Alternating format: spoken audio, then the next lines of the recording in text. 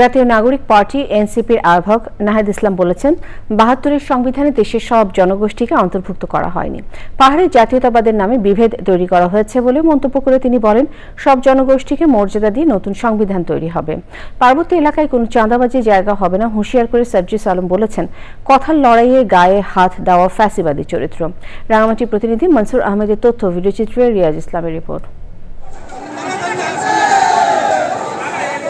দেশ ঘুরতে জুলাই নামে মাসব্যাপী পদযাত্রা ও পথসভার ২০তম দিনে রাঙামাটি ও চট্টগ্রামে জাতীয় নাগরিক পার্টি এনসিপি জেলা শিল্পকলা একাডেমি চত্বর থেকে পদযাত্রাটি শহরের প্রধান সড়ক হয়ে বনরূপা সিএনজি চত্বরে এসে শেষ হয়।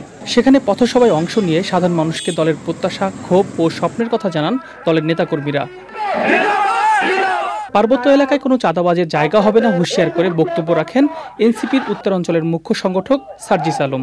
কথার সাথে কথার লড়াই হতে পারে, কথার সাথে কখনো গায়ে হাত দেওয়ার, মঞ্চ আগুন জ্বলিয়ে দেওয়ার, ব্যানার পুড়িয়ে দেওয়ার এগুলো ফ্যাসিবাদী চরিত্র।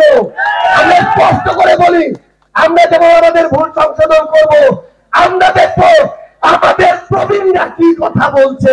মুজিববাদী সংবিধানকে বাতিল করে নতুন গণতান্ত্রিক সংবিধান তৈরির মাধ্যমে পাহাড় ও সমতলের অধিকার নিশ্চিত করা হবে বলে জানান আহ্বায়ক নাহিদ ইসলাম। যে বাংলাদেশে যে ৭২-এর সংবিধানের বিরুদ্ধে আমরা বলে আসতেছি যে মুজিববাদী সংবিধান, যেই সংবিধানে সকল জনগোষ্ঠীকে অন্তর্ভুক্ত করা হয়নি, বাঙালি জাতীয়তাবাদের নামে অবাঙালি জনগোষ্ঠীর সাথে এখানে বিভেদ তৈরি করে দেখা হয়েছে।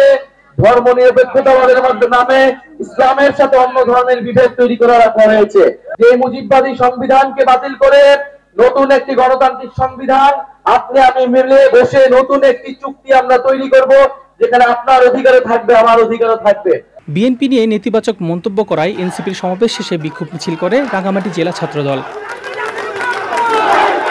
গত ১ জুলাই রংপুরের শহীদ আবু সাইদের কবর জিয়ারতের মাধ্যমে পদযাত্রা শুরু হয়। ৩০ জুলাই পর্যন্ত দেশের প্রতিটি জেলায় পদযাত্রা করবে জাতীয় নাগরিক পার্টি।